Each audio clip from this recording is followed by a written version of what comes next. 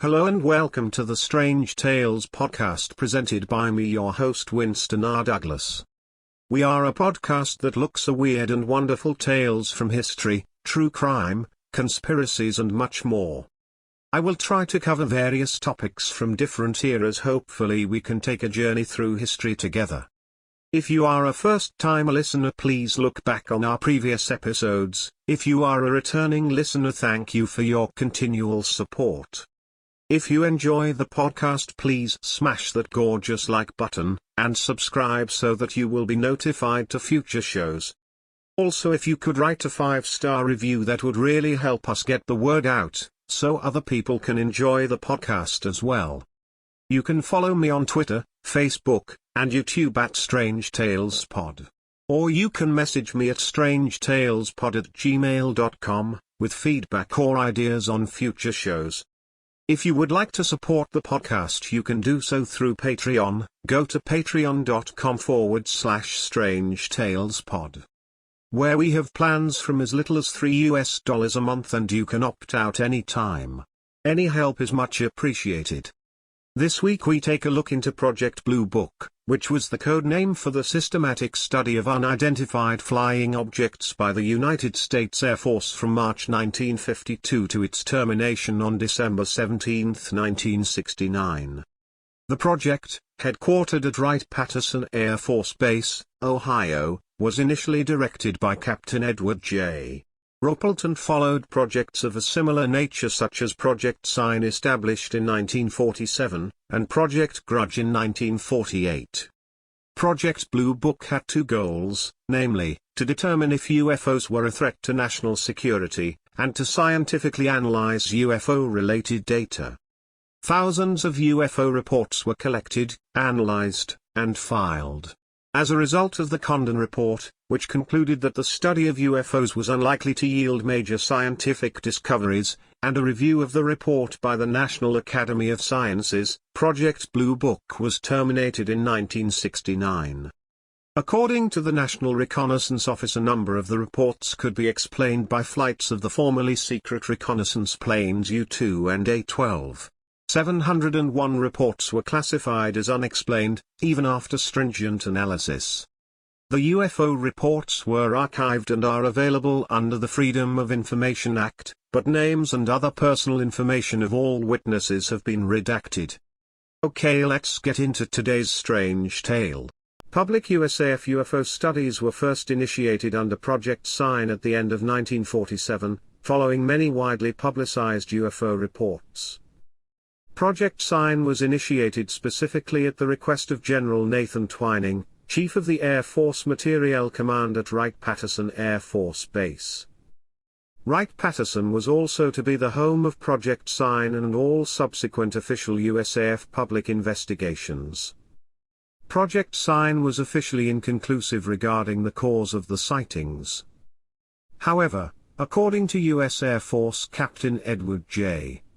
Ruppelt, the first director of Project Blue Book, Sign's initial intelligence estimate, the so-called estimate of the situation, written in the late summer of 1948, concluded that the flying saucers were real craft, were not made by either the Soviet Union or United States, and were likely extraterrestrial in origin. This was subsequently rejected by General Hoyt Vandenberg, USAF Chief of Staff, citing a lack of physical proof. Vandenberg subsequently dismantled Project Sign. Project Sign was succeeded at the end of 1948 by Project Grudge, which was criticized as having a debunking mandate. Ruppelt referred to the era of Project Grudge as the dark ages of early USAF UFO investigation. Grudge concluded that all UFOs were natural phenomena or other misinterpretations, although it also stated that 23% of the reports could not be explained. According to Captain Edward J. Ruppelt, by the end of 1951, several high-ranking, very influential USAF generals were so dissatisfied with the state of Air Force UFO investigations that they dismantled Project Grudge and replaced it with Project Blue Book in March 1952. One of these men was General Charles P. Cabell. Another important change came when General William Garland joined Cabell's staff, Garland thought the UFO question deserved serious scrutiny because he had witnessed a UFO. The new name, Project Blue Book, was selected to refer to the blue booklets used for testing at some colleges and universities. The name was inspired, said Ruppelt, by the close attention that high-ranking officers were giving the new project. It felt as if the study of UFOs was as important as a college final exam. Blue Book was also upgraded in status from Project Grudge, with the creation of the Aerial Phenomenon branch. Ruppelt was the first head of the project. He was an experienced airman, having been decorated for his efforts with the Army Air Corps during World War II, and having afterward earned an aeronautics degree. He officially coined the term unidentified flying object, to replace the flying saucer, flying disc the military had previously used. Ruppelt thought that unidentified flying object was a more neutral and accurate term. Ruppelt resigned from the Air Force some years later and wrote the book The Report on Unidentified Flying Objects, which described the study of UFOs by the United States Air Force from 1947 to 1955. American scientist Michael D. Swords wrote that Ruppelt would lead the last genuine effort to analyze UFOs. Ruppelt implemented a number of changes. He streamlined the manner in which UFOs were reported to and by military officials, partly in hopes of alleviating the stigma and ridicule associated with UFO witnesses. Ruppelt also ordered the development of a standard questionnaire for UFO witnesses, hoping to uncover data that could be subject to statistical analysis. He commissioned the Battelle Memorial Institute to create the questionnaire and computerize the data. Using case reports and the computerized data, Battelle then conducted a massive scientific and statistical study of all Air Force UFO cases, completed in 1954 and known as Project Blue Book Special Report No. 14.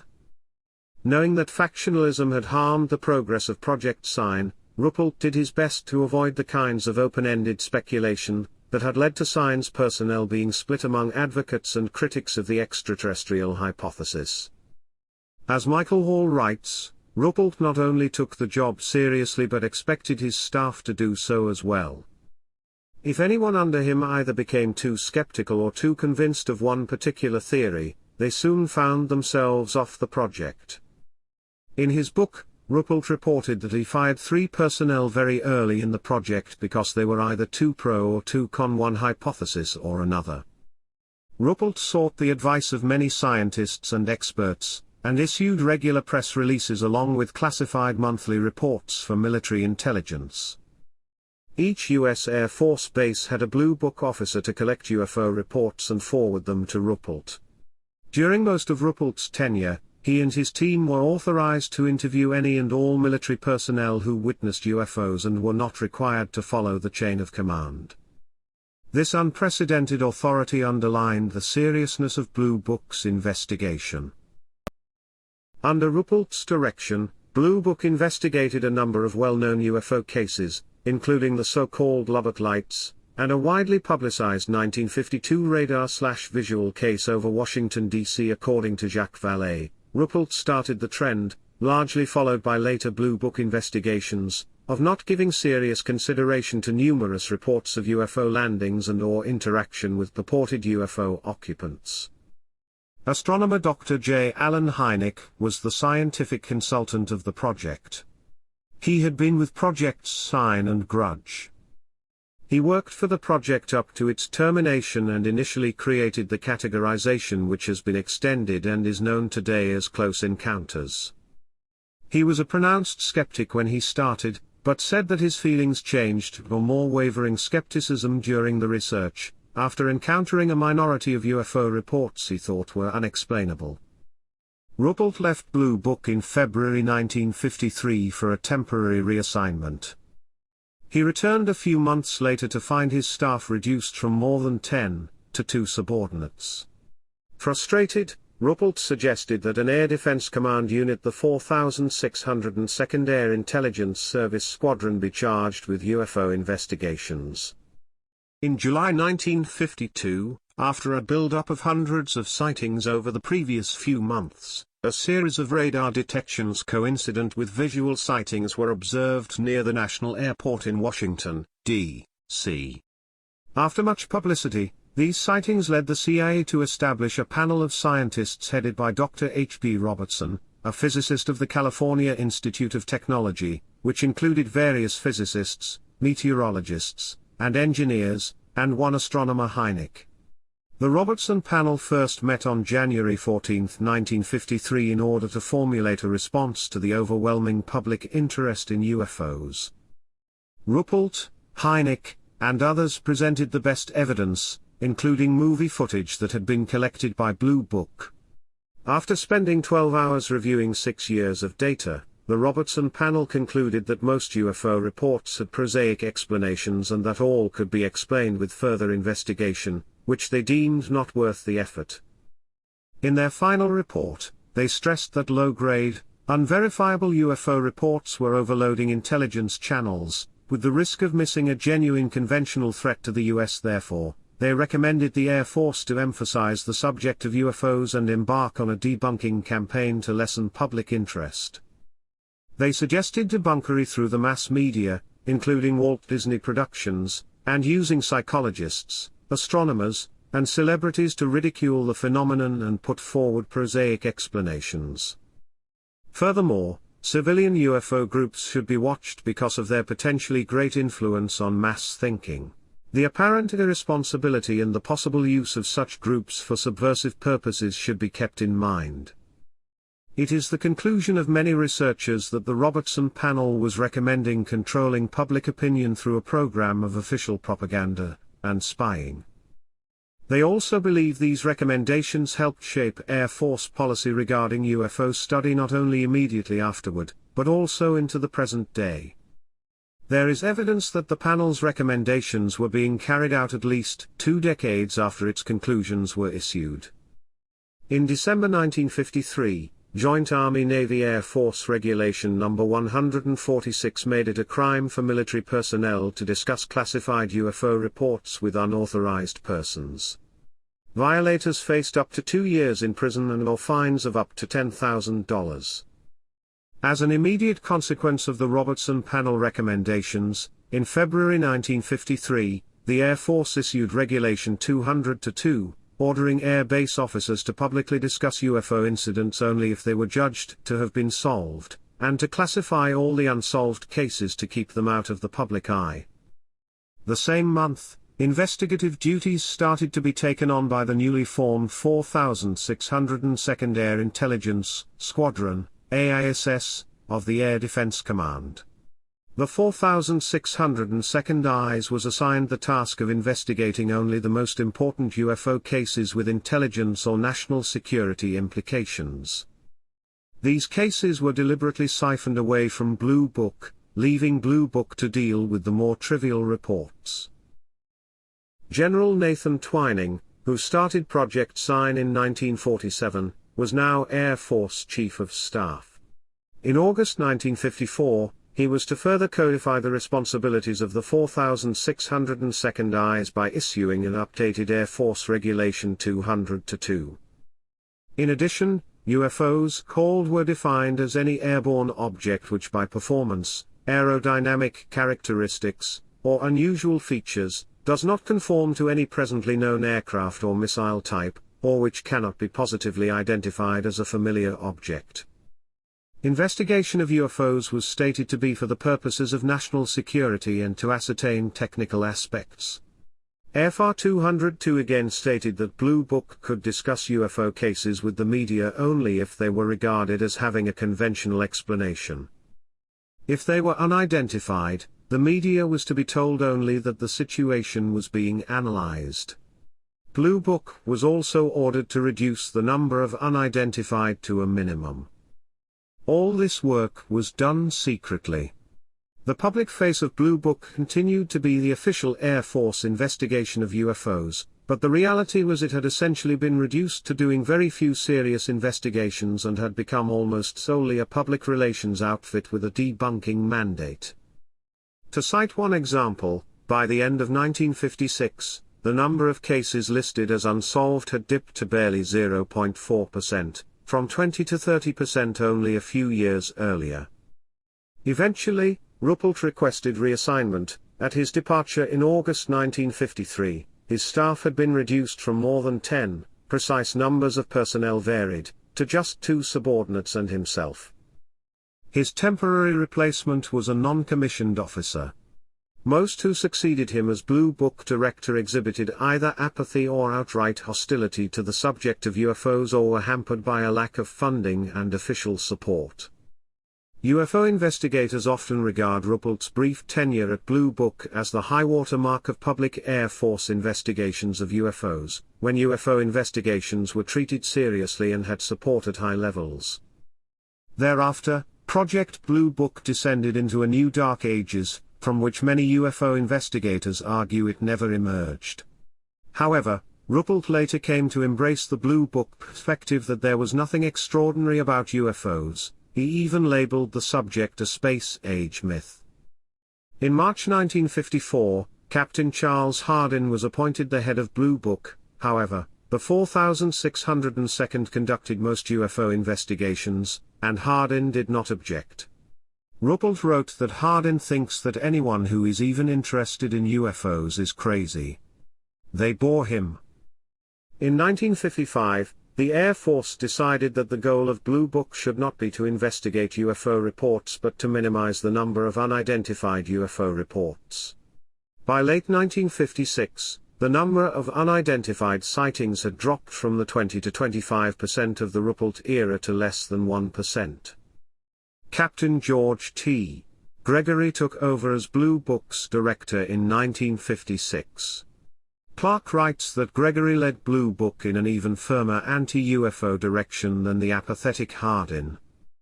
The 4602nd was dissolved, and the 1066th Air Intelligence Service Squadron was charged with UFO investigations. In fact, there was actually little or no investigation of UFO reports. A revised AFR 202 issued during Gregory's tenure emphasized that unexplained UFO reports must be reduced to a minimum. One way that Gregory reduced the number of unexplained UFOs was by simple reclassification. Possible cases became probable, and probable cases were upgraded to certainties. By this logic, a possible comet became a probable comet, while a probable comet was flatly declared to have been a misidentified comet. Similarly, if a witness reported an observation of an unusual balloon-like object, Blue Book usually classified it as a balloon, with no research and qualification. These procedures became standard for most of Blue Book's later investigations. Lieutenant Colonel Robert J. Friend was appointed the head of Blue Book in 1958.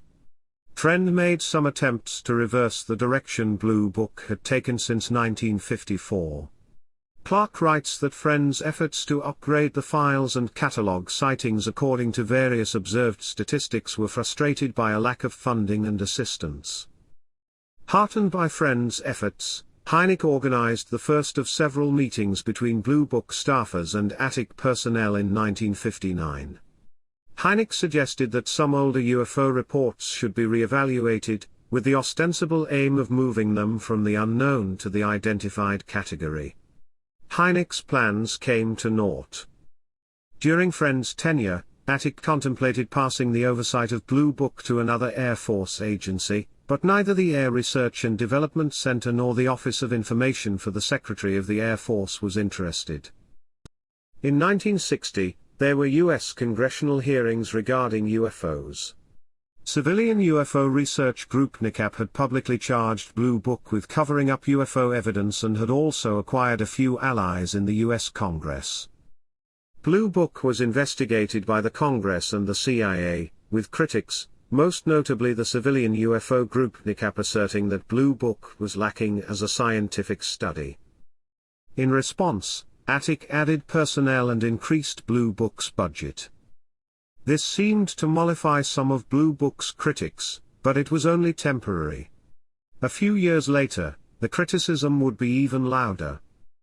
By the time he was transferred from Blue Book in 1963, Friend thought that Blue Book was effectively useless and ought to be dissolved, even if it caused an outcry amongst the public. Major Hector Quintanilla took over as Blue Book's leader in August 1963. He largely continued the debunking efforts, and it was under his direction that Blue Book received some of its sharpest criticism. UFO researcher Jerome Clark goes so far as to write that, by this time, Blue Book had lost all credibility. Physicist and UFO researcher Dr. James E.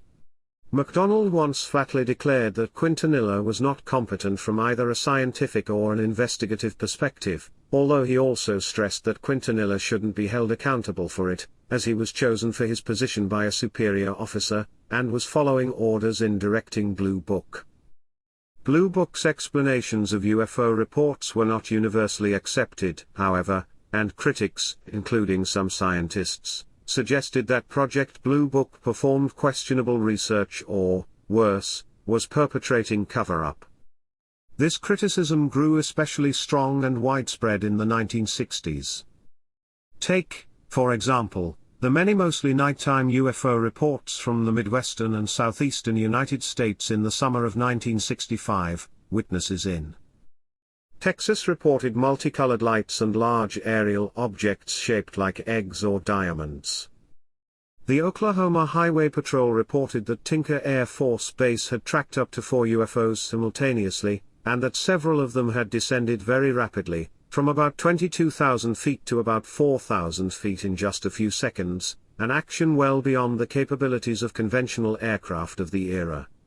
John Shockley, a meteorologist from Wichita, Kansas, reported that, using the State Weather Bureau radar, he tracked a number of odd aerial objects flying at altitudes between about 6,000 and 9,000 feet. These and other reports received wide publicity. Blue Book's explanation was widely criticized as inaccurate. Robert Reiser, director of the Oklahoma Science and Art Foundation Planetarium, offered a strongly worded rebuke of Project Blue Book that was widely circulated. "That is as far from the truth as you can get. These stars and planets are on the opposite side of the Earth from Oklahoma City at this time of year. The Air Force must have had its starfinder upside down during August." A newspaper editorial from the Richmond News Leader opined that attempts to dismiss the reported sightings under the rationale as exhibited by Project Blue Book won't solve the mystery, and serve only to heighten the suspicion that there's something out there that the Air Force doesn't want us to know about, while a Wichita-based UPI reporter noted that ordinary radar does not pick up planets and stars. Another case that Blue Book's critics seized upon was the so-called Portage County UFO chase, which began at about 5 a.m., near Ravenna, Ohio on April 17, 1966. Police officers Dale Spohr and Wilbur Neff spotted what they described as a disc-shaped, silvery object with a bright light emanating from its underside, at about 1,000 feet in altitude. They began following the object, which they reported sometimes descended as low as 50 feet, and police from several other jurisdictions were involved in the pursuit. The chase ended about 30 minutes later near Freedom, Pennsylvania, some 85 miles away. The UFO chase made national news, and the police submitted detailed reports to Blue Book. 5 days later, following brief interviews with only one of the police officers but none of the other ground witnesses, Blue Book's director, Major Hector Quintanilla, announced their conclusions. The police, one of them an Air Force gunner during the Korean War, had first chased a communications satellite, then the planet Venus. This conclusion was widely derided, and police officers strenuously rejected it. In his dissenting conclusion, Hynek described Blue Book's conclusions as absurd. In their reports, several of the police had unknowingly described the Moon, Venus and the UFO, though they unknowingly described Venus as a bright star very near the Moon. Ohio Congressman William Stanton said that the Air Force has suffered a great loss of prestige in this community. Once people entrusted with the public welfare no longer think the people can handle the truth, then the people, in return, will no longer trust the government. In September 1968, Hynek received a letter from Colonel Raymond Sleeper of the Foreign Technology Division. Sleeper noted that Hynek had publicly accused Blue Book of shoddy science, and further asked Hynek to offer advice on how Blue Book could improve its scientific methods. Hynek was to later declare that Sleeper's letter was the first time in my 20-year association with the Air Force as scientific consultant that I had been officially asked for criticism and advice regarding the UFO problem. Hynek wrote a detailed response, dated October 7, 1968, suggesting several areas where Blue Book could improve. In part, he wrote, "Neither of the two missions of Blue Book, determining if UFOs are a threat to national security and using scientific data gathered by Blue Book, are being adequately executed. The staff of Blue Book, both in numbers and in scientific training, is grossly inadequate. Blue Book suffers, in that it is a closed system. There is virtually no scientific dialogue between Blue Book and the outside scientific world. The statistical methods employed by Blue Book are nothing less than a travesty. There has been a lack of attention to significant UFO cases, and too much time spent on routine cases, and on peripheral public relations tasks. Concentration could be on 2 or 3 potentially scientific significant cases per month, instead of being spread thin over 40 to 70 cases per month. The information input to Blue Book is grossly inadequate. An impossible load is placed on Blue Book by the almost consistent failure of UFO officers at local air bases to transmit adequate information. The basic attitude and approach within Blue Book is illogical and unscientific. Inadequate use had been made of the project scientific consultant, Hynek himself. Only cases that the project monitor deems worthwhile are brought to his attention. His scope of operation has been consistently thwarted. He often learns of interesting cases only a month or 2 after the receipt of the report at Blue Book. Despite Sleeper's request for criticism, none of Hynek's commentary resulted in any substantial changes in Blue Book. Quintanilha's own perspective on the project is documented in his manuscript, UFOs, an Air Force Dilemma. Lieutenant Col Quintanilha wrote the manuscript in 1975, but it was not published until after his death in 1998. Quintanilha states in the text that he personally believed it arrogant to think human beings were the only intelligent life in the universe. Yet, while he found it highly likely that intelligent life existed beyond Earth, he had no hard evidence of any extraterrestrial visitation. In 1966, a string of UFO sightings in Massachusetts and New Hampshire provoked a congressional hearing by the House Committee on Armed Services. According to attachments to the hearing, the Air Force had at first stated that the sightings were the result of a training exercise happening in the area. But NICAP, the National Investigations Committee on Aerial Phenomena, reported that there was no record of a plane flying at the time the sightings occurred. Another report alleged that the UFO was actually a flying billboard advertising gasoline. Raymond Fowler, of NICAP, added his own interviews with the locals, who saw Air Force officers confiscating newspapers with the story of UFOs and telling them not to report what they had seen. 2 police officers who had witnessed the UFOs, Eugene Bertrand and David Hunt, wrote a letter to Major Quintanilha stating that they felt their reputations were destroyed by the Air Force. It was impossible to mistake what we saw for any kind of military operation, regardless of altitude, the irritated officers wrote, adding that there was no way it could have been a balloon or helicopter. According to Secretary Harold Brown of the Air Force, Blue Book consisted of 3 steps: investigation, analysis, and the distribution of information gathered to interested parties. After Brown gave permission, the press were invited into the hearing. By the time of the hearing, Blue Book had identified and explained 95% of the reported UFO sightings. None of these were extraterrestrial, or a threat to national security. Brown himself proclaimed, "I know of no one of scientific standing or executive standing with a detailed knowledge of this, in our organization who believes that they came from extraterrestrial sources." Dr. J. Allen Hynek, a science consultant to Blue Book, suggested in an unedited statement that a civilian panel of physical and social scientists be formed for the express purpose of determining whether a major problem really exists in regards to UFOs. Hynek remarked that he has not seen any evidence to confirm extraterrestrials, nor do I know any competent scientist who has, or who believes that any kind of extraterrestrial intelligence is involved. Criticism of Blue Book continued to grow through the mid-1960s.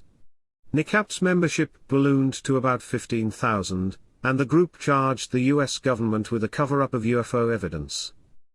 Following U.S. congressional hearings, the Condon Committee was established in 1966, ostensibly as a neutral scientific research body. However, the committee became mired in controversy, with some members charging Director Edward U. Condon with bias, and critics would question the validity and the scientific rigor of the Condon Report.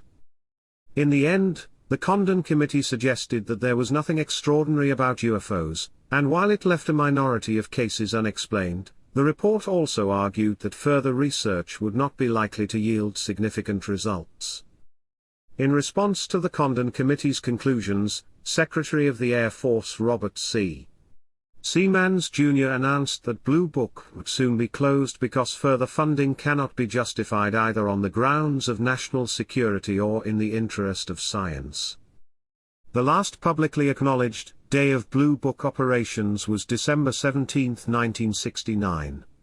However, researcher Brad Sparks, citing research from the May 1970 issue of NICAP's UFO Investigator, reports that the last day of Blue Book activity was actually January 30, 1970.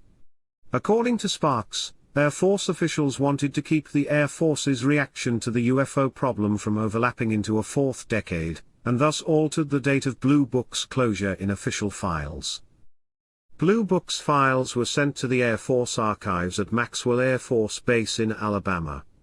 Major David Shea was to later claim that Maxwell was chosen because it was accessible yet not too inviting.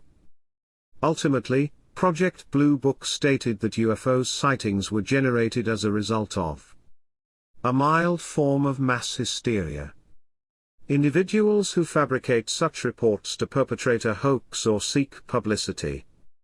Misidentification of various conventional objects.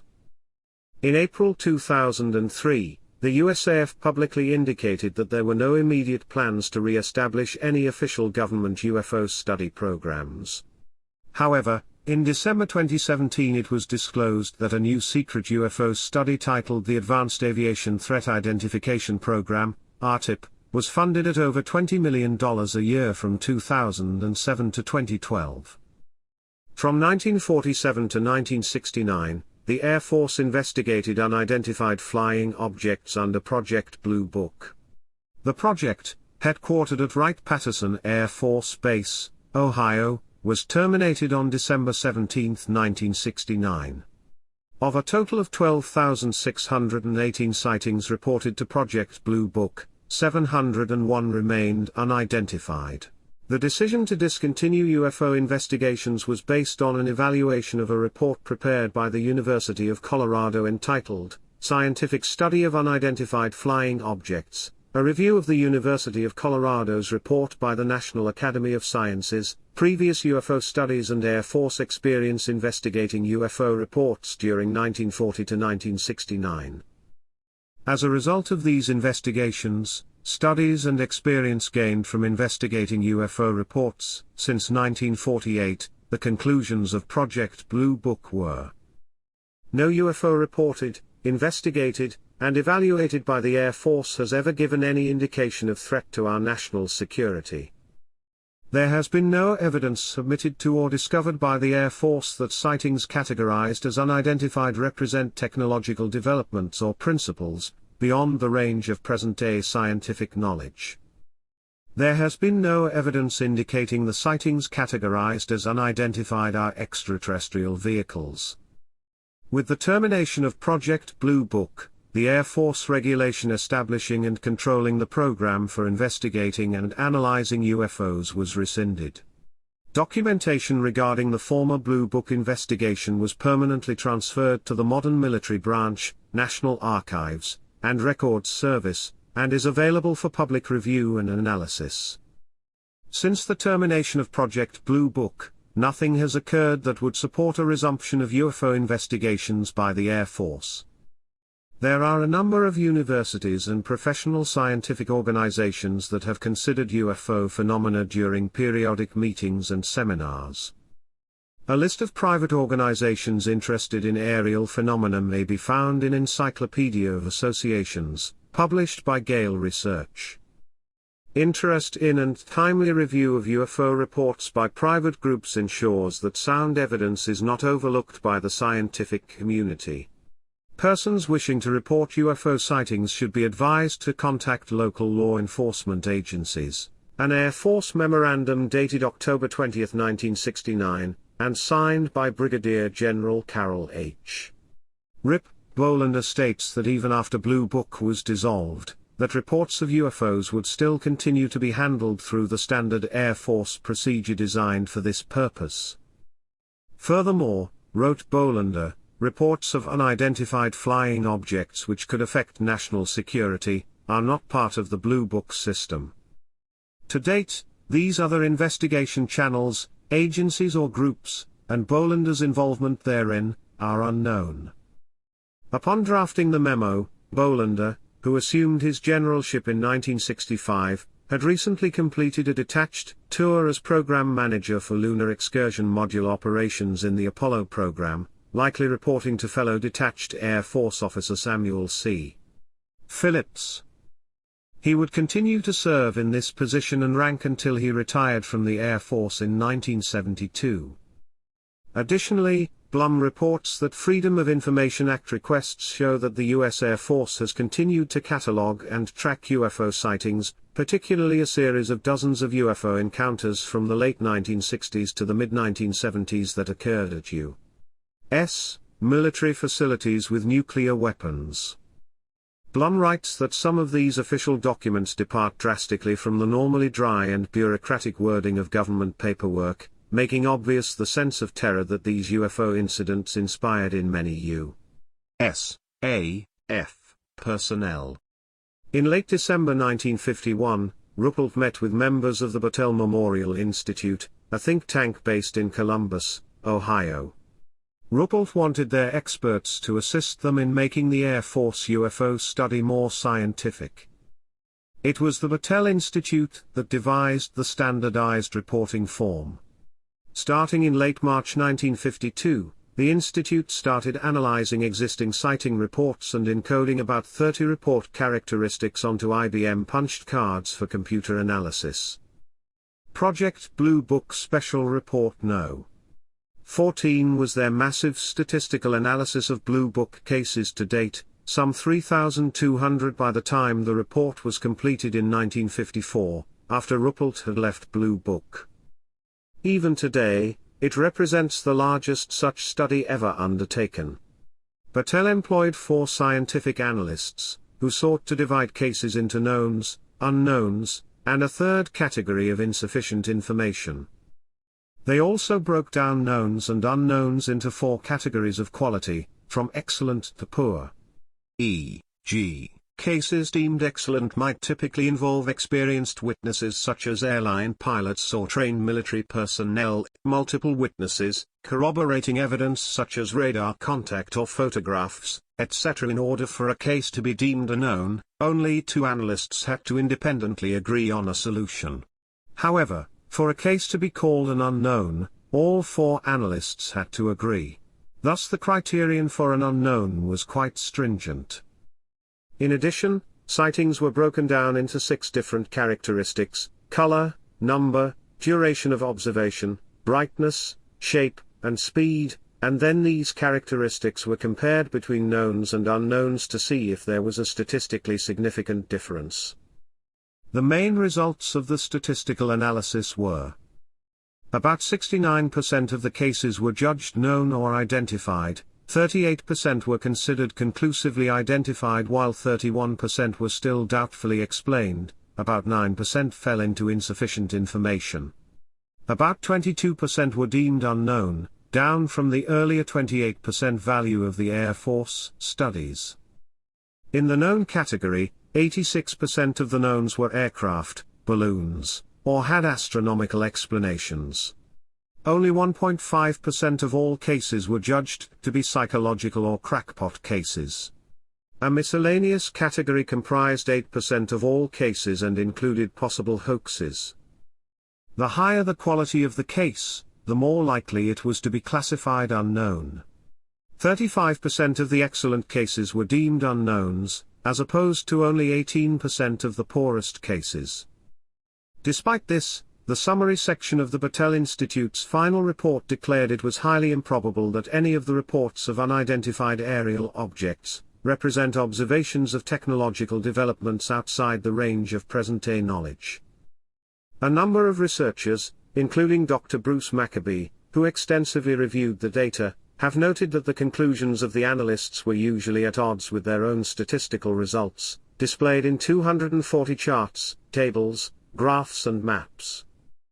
Some conjecture that the analysts may simply have had trouble accepting their own results or may have written the conclusions to satisfy the new political climate within Blue Book following the Robertson panel. When the Air Force finally made Special Report No. 14 public in October 1955, it was claimed that the report scientifically proved that UFOs did not exist. Critics of this claim note that the report actually proved that the unknowns were distinctly different from the knowns at a very high statistical significance level. The Air Force also incorrectly claimed that only 3% of the cases studied were unknowns, instead of the actual 22%. They further claimed that the residual 3% would probably disappear if more complete data were available. Critics counter that this ignored the fact that the analysts had already thrown such cases into the category of insufficient information, whereas both knowns and unknowns were deemed to have sufficient information to make a determination. Also, the unknowns tended to represent the higher quality cases. The result of the monumental BMI study was echoed by a 1979 French Condon report which stated that about a quarter of over 1,600 closely studied UFO cases defied explanation, stating, in part, these cases pose a real question. When Condon's successor SEPRA closed in 2004, 5,800 cases had been analyzed, and the percentage of inexplicable unknowns had dropped to about 14%. The head of SEPRA, Dr. Jean-Jacques Velasco, found the evidence of extraterrestrial origins so convincing in these remaining unknowns, that he wrote a book about it in 2005. Hynek was an associate member of the Robertson panel, which recommended that UFOs needed debunking. A few years later, however, Hynek's opinions about UFOs changed, and he thought they represented an unsolved mystery deserving scientific scrutiny. As the only scientist involved with U.S. government UFO studies from the beginning to the end, he could offer a unique perspective on Projects Grudge, and Blue Book.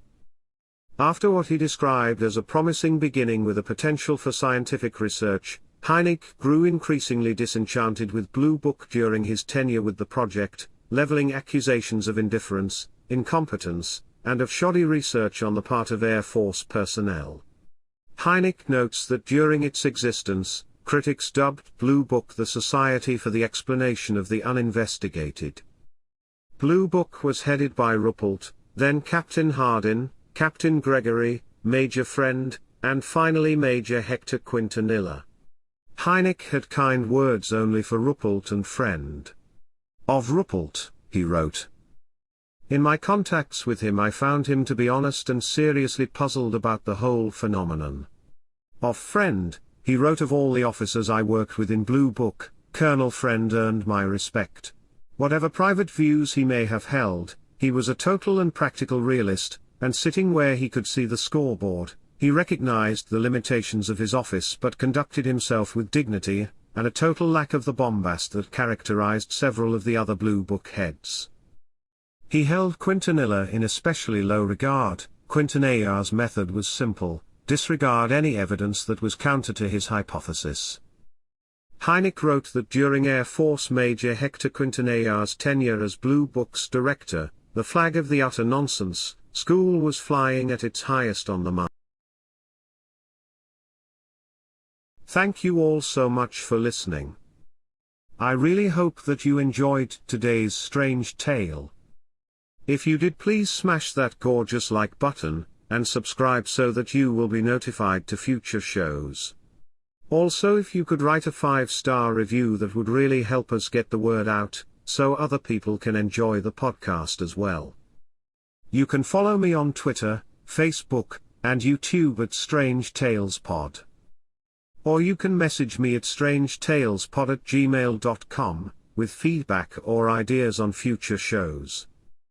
If you would like to support the podcast, you can do so through Patreon. Go to patreon.com/strangetalespod, where we have plans from as little as $3 a month, and you can opt out anytime.